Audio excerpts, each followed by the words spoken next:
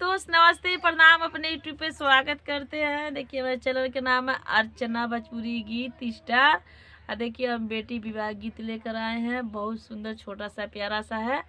आप लोग पूरा फुल आवाज़ करके आप लोग सुनिए, ये गीत के आनंद तभी मिलेगा आप लोग के। मोरे पिछुआरा वाला वांगिया के बगिया, लावांगिया के बगिया, अरे लावांग चुएला सुराती रे लालनवा, अरे लावांग चुएला सुराती रे लालनवा।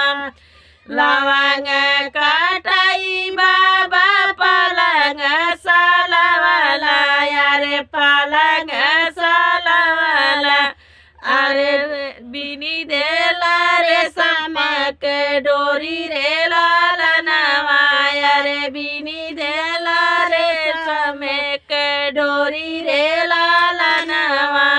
ओही पर सउतला सुरुजी के पुतवा, ससुरुजी के पुतवा, अरे जोड़वा दू मिल होई जाई रे लालनवा, अरे जोड़वा दू मिल होई जाई रे लालनवा।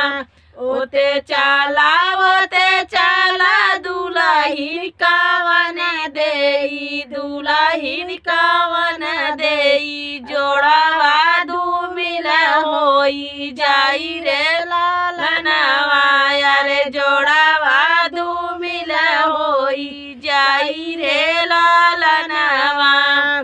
एतना बचन जब सुनली दुल्हनिया देई, सुनली दुल्हनिया देई, अरे उठली नीला झहराई रे लालनवा, अरे उठली नीला झहराई रे लालनवा। एक बने गईली दूसरे बने गईली, दूसरे बने गईली, अरे तीसर बने पर बलुआ रे तरे लालनवा, अरे तीसर बने पर बलुआ रे तरे लालनवा। हाथिया पर चढ़ी हाथुआनवा पुकार, हाथुआनवा पुकार, अरे घोड़ावा पर चढ़ी घोड़ा सारा रे लालनवा, अरे घोड़ावा पर चढ़ी घोड़ा सारा रे लालनवा। अरे नैया पर चढ़ी के वाटा पुकार, अरे के वाटा पुकार, अरे बासी दैया नयन के बसी रे लालनवा, अरे आजू बसिया नयन हमार रे लालनवा, अरे आजू बसिया नयन हमार रे लालनवा।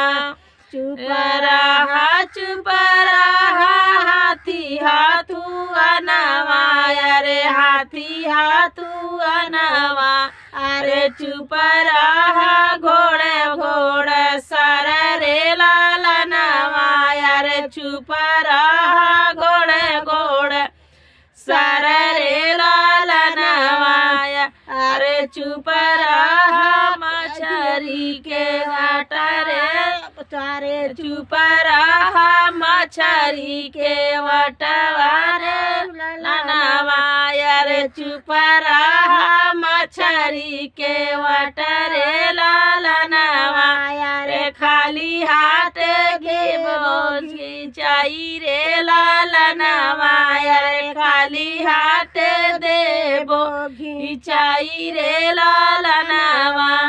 मोरे पिछुआरा वाला वांगिया के बगिया, लावांगिया के बगिया, अरे लावांग चुएलनी सुराती रे लालनवा, अरे लावांग चुएलनी सुराती रे लालनवा।